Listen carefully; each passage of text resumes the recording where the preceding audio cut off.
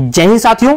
तो साथियों आज की क्लास में हम देखेंगे सीडीपी चाइल्ड डेवलपमेंट पैडागोजी से संबंधित 30 बहुत ही महत्वपूर्ण प्रश्न। साथियों ये प्रश्न सीटेट की पिछली सभी परीक्षाओं में बार बार पूछे जा रहे हैं और इस बार भी आपके एग्जाम में आने के इनके बहुत ज्यादा चांसेस हैं। तो सभी साथी अंत तक हमारे साथ बने रहें और जिन साथियों को इन क्वेश्चंस की पीडीएफ चाहिए वो हमारा टेलीग्राम चैनल ज्वाइन कर लें, उसका लिंक आपको नीचे डिस्क्रिप्शन में मिल जाएगा। और जो भी साथी चैनल पर नए आए हैं वो सभी साथी चैनल को सब्सक्राइब जरूर कर लें और साथ में इस वीडियो को लाइक भी कर दें। तो साथियों शुरू करते हैं आज की क्लास और देखते हैं अपना पहला प्रश्न। तो हमारा पहला प्रश्न होगा आज की क्लास का, खिलौनों की आयु कहा जाता है। वेरी वेरी इंपोर्टेंट ये क्वेश्चन आपके लिए हो जाता है। तो खिलौनों की आयु किसे कहा जाता है?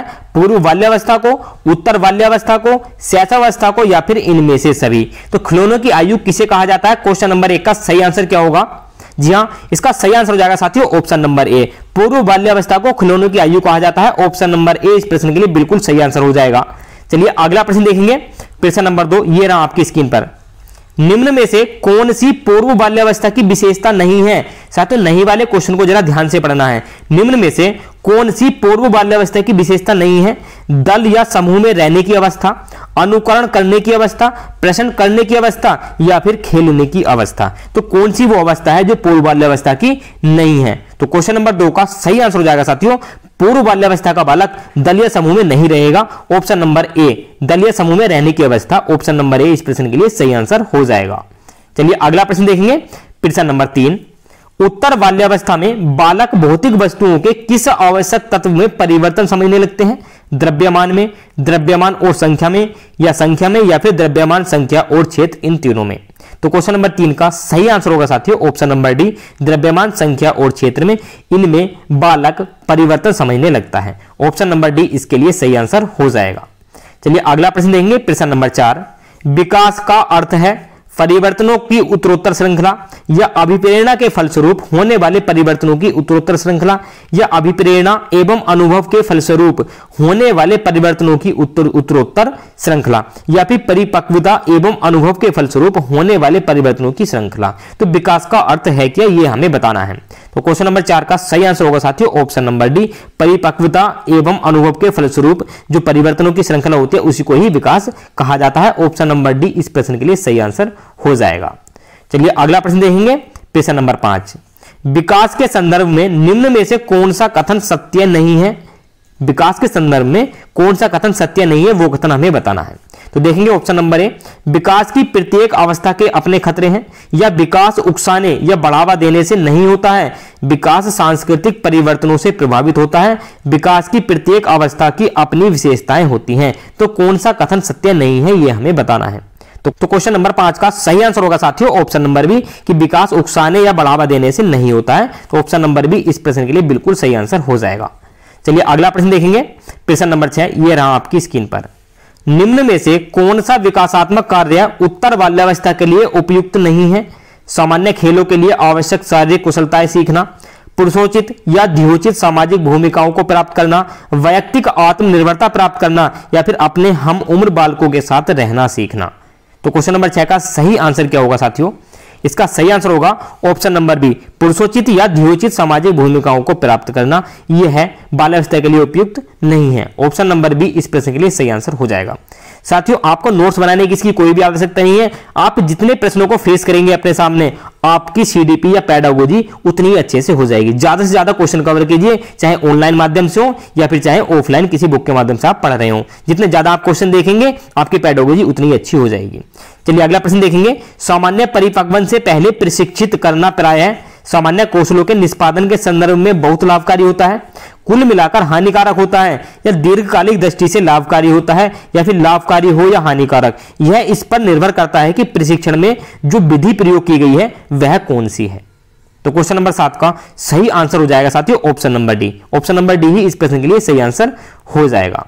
चलिए अगला प्रश्न देखेंगे, प्रश्न नंबर 8 ये रहा आपकी स्क्रीन पर। 5 वर्ष का राजू अपनी खिड़की के बाहर तूफान को देखता है, बिजली चमकती है और कड़कने की आवाज आती है। राजू शोर सुनकर उछलता है। बार बार यह घटना होती है, फिर कुछ देर बाद शांति के पश्चात बिजली कड़कती है। राजू बिजली की गर्जना सुनकर उछलता है। तो राजू का उछलना सीखने के किसी सिद्धांत का उदाहरण है? वेरी वेरी इंपोर्टेंट ये क्वेश्चन हो जाता है। इस तरह के क्वेश्चन आपके एग्जाम में ज्यादातर पूछे जाते हैं। ऑप्शन नंबर देखेंगे, शास्त्रीय अनुबंधन का सिद्धांत, क्रिया प्रसूत अनुबंधन सिद्धांत, प्रयत्न एवं भूल, या फिर इनमें से कोई नहीं। तो क्वेश्चन नंबर 8 का सही आंसर होगा साथियों ऑप्शन नंबर ए, शास्त्रीय अनुबंधन का सिद्धांत। ऑप्शन नंबर ए इसके लिए सही आंसर हो जाएगा। प्रश्न नंबर 9 देखेंगे, सकारात्मक दंड का निम्न में से कौन सा उदाहरण है। तो जो सकारात्मक दंड का उदाहरण है वो हमें बताना है। ऑप्शन नंबर ए देखेंगे, मित्रों के द्वारा उपहास या मित्रों के द्वारा हंसी उड़ाना, या मित्रों के साथ समय बर्बाद करना, या मीन मेख निकालना बंद करना, इनमें से सभी। तो क्वेश्चन नंबर 9 का सही आंसर होगा साथियों सकारात्मक दंड का उदाहरण है मित्रों द्वारा उपहास। ऑप्शन नंबर ए इसके लिए सही आंसर हो जाएगा। चलिए अगला प्रश्न देखेंगे, प्रश्न नंबर 10 आज की क्लास का, ये रहा आपकी स्क्रीन पर। निम्न में से कौन सा कथन अभिप्रेरणा एक प्रक्रिया के संदर्भ में उपयुक्त नहीं है। अभिप्रेरणा एक प्रक्रिया, इसके संदर्भ में कौन सा कथन उपयुक्त नहीं है वो हमें बताना है। ऑप्शन नंबर ए देखेंगे, यह व्यक्ति को लक्ष्य की ओर ले जाता है, यह व्यक्ति की शारीरिक आवश्यकताओं की संतुष्टि करता है, यह मनोवैज्ञानिक आकांक्षा को प्राप्त करने में सहायता करता है, या यह व्यक्ति की अप्रिय स्थिति से दूर रखता है। तो क्वेश्चन नंबर 10 का सही आंसर होगा साथियों ऑप्शन नंबर डी, यह व्यक्ति की अप्रिय स्थिति से दूर रखता है। ऑप्शन नंबर डी इसके लिए सही आंसर हो जाएगा। चलिए अगला प्रश्न देखेंगे, प्रश्न नंबर 11 आज की क्लास का, ये रहा आपकी स्क्रीन पर। किसी उद्दीपन के निरंतर दिए जाने से व्यवहार में होने वाला अस्थायी परिवर्तन कहलाता है। अस्थायी परिवर्तन जो होता है व्यवहार में किसी उद्दीपन के निरंतर दिए जाने से, उसको क्या कहेंगे ये हमें बताना है। एक और इंपोर्टेंट प्रश्न हो जाता है आप सभी के लिए। देखेंगे ऑप्शन नंबर ए, अभ्यस्तता, अधिगम, अस्थायी अधिगम, या फिर अभिप्रेरणा। तो क्वेश्चन नंबर 11 का सही आंसर होगा साथियों अभिप्रेरणा, उसको हम अभिप्रेरणा कहेंगे। ऑप्शन नंबर डी इसके लिए सही आंसर हो जाएगा। चलिए अगला प्रश्न देखेंगे, प्रश्न नंबर 12, विद्यार्थियों की अभिवृत्तियों में परिवर्तन के लिए निम्न में से किस विधि का प्रयोग अध्यापक को नहीं करना चाहिए। कौन सी विधि का प्रयोग निम्न में से नहीं करना चाहिए। ऑप्शन नंबर देखेंगे, दबाव से किसी बात या विचार के लिए राजी करना, कि दबाव देकर हम राजी करें, या किसी विचार को दोहराना अथवा दृढ़तापूर्वक व्यवहार, या किसी प्रशंसनीय व्यक्ति के द्वारा समर्थन एवं स्वीकृति या संदेश के साथ साहचर्य स्थापित करना। तो क्वेश्चन नंबर 12 का सही आंसर होगा साथियों, हम किसी को भी कोई दबाव डालकर किसी भी बात के लिए राजी नहीं कर सकते हैं। तो ऑप्शन नंबर ए इस प्रश्न के लिए सही आंसर हो जाएगा। चलिए अगला प्रश्न देख लेते हैं, प्रश्न नंबर 13 आज की क्लास का। उपलब्धि अभिप्रेरक के संबंध में निम्न में से कौन सा कथन सही है। उपलब्धि अभिप्रेरक जीवित रहने के लिए आवश्यक है। यदि व्यक्तिगत क्षमताओं की संतुष्टि महत्वपूर्ण है तो उपलब्धि अभिप्रेरक को विकास प्रेरक कहा जा सकता है। या यदि व्यक्तियों के मध्य प्रतियोगिता पर बल है तो उपलब्धि अभिप्रेरक को सामाजिक अभिप्रेरक कहा जा सकता है, या फिर इनमें से सभी के सभी सही हो सकते हैं। तो क्वेश्चन नंबर 13 का जो सही आंसर होगा साथियों वो होगा ऑप्शन नंबर डी, ये सभी बातें सही हैं उपलब्धि अभिप्रेरक के संबंध में। प्रश्न नंबर 14 देखेंगे, 6 से 10 वर्ष की अवस्था में बालक रुचि लेना प्रारंभ करते हैं, किसमें। धर्म में, मानव शरीर में, यौन संबंधों में, या फिर विद्यालय में। तो 6 से 10 वर्ष की अवस्था में बालक किसमें रुचि लेना प्रारंभ करते हैं। क्वेश्चन नंबर 14 का सही आंसर क्या होगा। इसका सही आंसर होगा साथियों विद्यालय में। ऑप्शन नंबर डी इसके लिए सही आंसर हो जाएगा। चलिए अगला प्रश्न देखेंगे, प्रश्न नंबर 15, कौन सिद्धांत व्यक्त करता है या कौन सा सिद्धांत व्यक्त करता है कि मानव मस्तिष्क एक बर्फ की बड़ी चट्टान के समान है, जो कि अधिकांशतः छिपी रहती है एवं उसमें चेतन के 3 स्तर होते हैं। जिस प्रकार बर्फ का जो पहाड़ होता है जितना ऊपर होता है उससे 2 गुना नीचे पानी के अंदर होता है, तो उसी प्रकार वो जो मानव का मस्तिष्क है वो अधिकांशतः छिपा रहता है। ऑप्शन नंबर ए देखेंगे, गुण सिद्धांत, प्रकार सिद्धांत, मनोविश्लेषणात्मक सिद्धांत, या फिर व्यवहारवाद सिद्धांत। तो क्वेश्चन नंबर 15 का सही आंसर होगा साथियों वो है हमारा मनोविश्लेषणात्मक सिद्धांत। ऑप्शन नंबर सी इसके लिए सही आंसर हो जाएगा। चलिए अगला प्रश्न देखेंगे, प्रश्न नंबर 16 आज की क्लास का हमारा। कुछ लोगों का कहना है कि जब बालकों को गुस्सा आता है तो वे खेलने के लिए चले जाते हैं, जब तक कि पहले से अच्छा महसूस नहीं करते।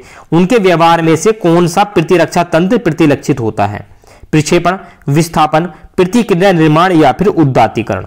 तो क्वेश्चन नंबर 16 का सही आंसर होगा साथियों विस्थापन। ऑप्शन नंबर बी इसके लिए सही आंसर हो जाएगा। साथियों बहुत ही ज्यादा इंपॉर्टेंट क्वेश्चन है ये सभी, आपको अच्छे से पढ़ना है इन क्वेश्चनों को, और चाहे तो आप नोट्स भी बना सकते हैं वीडियो को पॉज करके। प्रश्न नंबर 17 देखेंगे, समायोजन से तात्पर्य स्वयं का विभिन्न परिस्थितियों में अनुकूलन करना है ताकि संतुष्ट किया जा सके दूसरों को, प्रेरकों को, उद्देश्यों को, या फिर आवश्यकताओं को। तो क्वेश्चन नंबर 17 का सही आंसर हो जाएगा ऑप्शन नंबर डी, आवश्यकताओं को। ऑप्शन नंबर डी इस प्रश्न के लिए बिल्कुल सही आंसर होगा। चलिए अगला प्रश्न देखेंगे, प्रश्न नंबर 18, ये रहा आपकी स्क्रीन पर।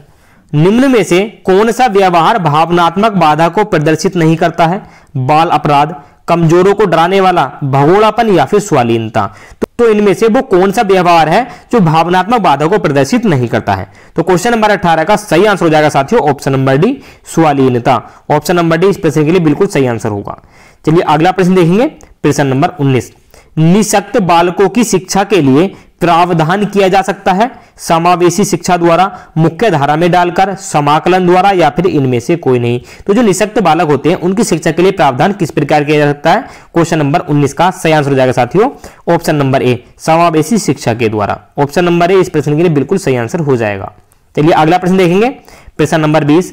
निम्न में से कौन सी मानसिक मंदता की विशेषता नहीं है? मानसिक मंदता की विशेषता कौन सी नहीं है वो हमें बताना है।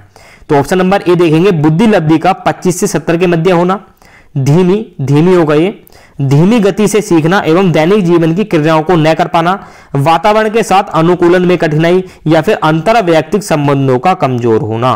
तो क्वेश्चन नंबर 20 का सही आंसर होगा साथियों ऑप्शन नंबर डी, अंतर वैयक्तिक संबंधों का कमजोर होना। ऑप्शन नंबर डी ही इस प्रश्न के लिए बिल्कुल सही आंसर हो जाएगा। चलिए अगला प्रश्न देखेंगे, प्रश्न नंबर 21 8वीं क्लास का। विद्यार्थियों के अच्छे मानसिक स्वास्थ्य को बनाए रखने के लिए निम्न में से कौन सा तरीका अधिक महत्वपूर्ण है? सह शैक्षिक क्रियाओं का प्रावधान, अभिव्यक्ति की स्वतंत्रता, रुचियों की भिन्नता या अध्यापक की भूमिका एवं विद्यालय वातावरण। तो इनमें से कौन सा विद्यार्थी के अच्छे मानसिक स्वास्थ्य को बनाए रखने के लिए सबसे अधिक महत्वपूर्ण तरीका है? तो क्वेश्चन नंबर 21 का सही आंसर होगा साथियों ऑप्शन नंबर डी कि अध्यापक की भूमिका एवं विद्यालय वातावरण किस प्रकार का है यह सबसे ज्यादा डिपेंड करता है। तो ऑप्शन नंबर डी इसके लिए सही आंसर हो जाएगा। चलिए अगला प्रश्न देखेंगे, प्रश्न नंबर 22 ये रहा आपकी स्क्रीन पर। कमजोर वर्ग के बालक से क्या तात्पर्य है कि किस बालक को हम कमजोर वर्ग का कहेंगे? ऐसे अभिभावकों के बालक से जिनकी वार्षिक आय कम है, जो बहुत कम कमाते हैं, या ऐसे अभिभावकों के बालक से जो वंचित वर्ग में आते हैं मतलब निचली जाति में आते हैं, या ऐसे अभिभावकों के बालक से जो गरीबी रेखा से नीचे की सीमा में आते हैं, या ऐसे अभिभावकों के बालकों से जो सरकार द्वारा निर्धारित न्यूनतम सीमा की वार्षिक आय की सीमा से नीचे के वर्ग में आते हैं। तो क्वेश्चन नंबर 22 का सही आंसर हो जाएगा साथियों ऑप्शन नंबर डी कि जो सरकार ने एक पैमाना निर्धारित कर रखा है, न्यूनतम सीमा निर्धारित कर रखी है कि वह उसकी वार्षिक आय जो है उससे कम है, जो सरकार ने निर्धारित कर रखी है, तो उनको कहेंगे हम कमजोर वर्ग के बालक। तो ऑप्शन नंबर डी इसके लिए सही आंसर हो जाएगा। प्रश्न नंबर 23 देखेंगे, शिक्षा का अधिकार अधिनियम 2009 में निर्दिष्ट किया गया है कि कक्षा 1 से 5 तक यदि प्रवेश दिए गए विद्यार्थियों की संख्या 200 से अधिक है, यदि संख्या कितनी है बच्चों की 200 से ज्यादा है, तो विद्यार्थी और अध्यापक आवश्यक अनुपात कितना होगा यह हमें बताना है, यानी कि कितने विद्यार्थियों पर कितने अध्यापक होंगे। तो देखेंगे ऑप्शन नंबर 30 यानी कि 30 बच्चों पर एक अध्यापक होगा, या 40 बच्चों पर एक अध्यापक होगा, 45 पर या फिर 50 पर। तो यदि 200 से ज्यादा बच्चे होंगे तो 40 बच्चों पर एक अध्यापक होगा। तो ऑप्शन नंबर बी इसके लिए सही आंसर हो जाएगा। चलिए अगला प्रश्न देखेंगे, प्रश्न नंबर 24 आज की क्लास का, ये रहा आपकी स्क्रीन पर। क्रियात्मक अनुसंधान के संबंध में निम्न में से कौन सा कथन सही नहीं है? क्रियात्मक अनुसंधान के संबंध में जो कथन गलत है वो हमें बताना है। ऑप्शन नंबर ए देखेंगे, यह अध्यापकों एवं शिक्षा व्यवसाय से जुड़े लोगों के द्वारा किया जाता है, या यह किसी विशिष्ट समस्या के समाधान के लिए किया जाता है। जो क्रियात्मक अनुसंधान है किसी विशिष्ट समस्या के समाधान के लिए किया जाता है, या व्यापक स्तर पर निर्णय लेने के लिए सूचना संकलन का कार्य इसमें किया जाता है, या फिर स्थानीय स्तर पर रोजमर्रा की समस्याओं के समाधान के लिए क्रियात्मक अनुसंधान किया जाता है। तो क्रियात्मक अनुसंधान किसके लिए किया जाता है, उसमें से भी जो कथन गलत है वो हमें बताना है। तो क्वेश्चन नंबर 24 का सही आंसर हो जाएगा ऑप्शन नंबर सी, व्यापक स्तर पर निर्णय लेने के लिए सूचना संकलन का कार्य इसमें किया जाता है। ऑप्शन नंबर सी इसके लिए सही आंसर हो जाएगा।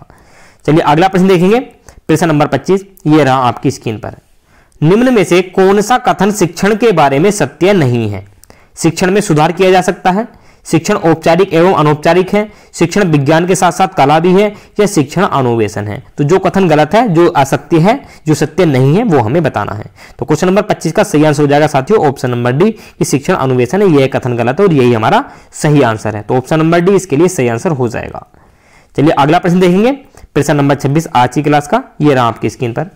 राष्ट्रीय पाठ्यचर्या रूपरेखा 2005 में गुणवत्ता आयाम शीर्षक के अंतर्गत अधिक महत्व दिया गया है। भौतिक संसाधनों को अधिक महत्व दिया गया है, या शिक्षित एवं अभिप्रेरित अध्यापकों को, बालकों के लिए ज्ञान के संदर्भ में संरचित अनुभवों को, या बालकों के लिए संरचित अनुभव एवं पाठ्यक्रम सुधार को। तो किस पर अधिक बल दिया गया है? राष्ट्रीय पाठ्यचर्या रूपरेखा 2005 के गुणवत्ता आयाम में।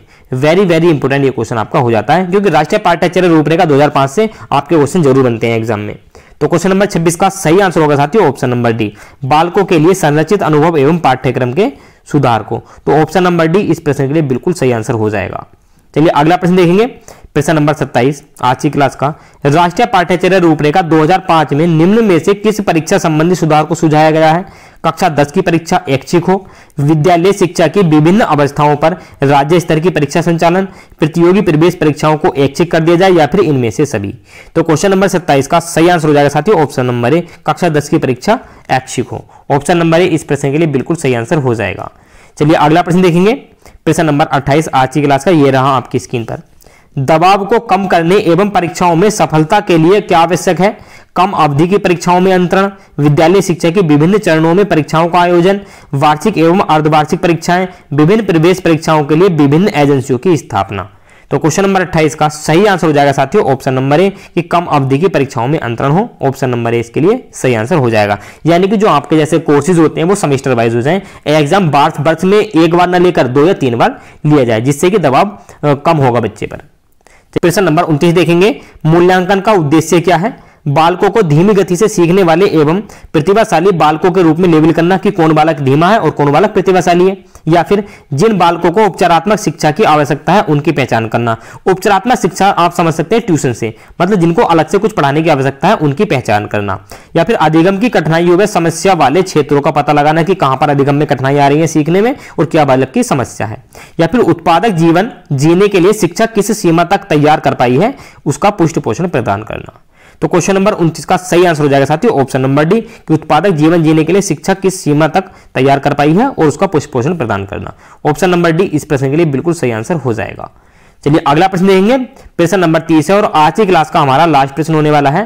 प्राथमिक विद्यालयों के बालकों के लिए निम्न में से किसे बेहतर मानते हैं?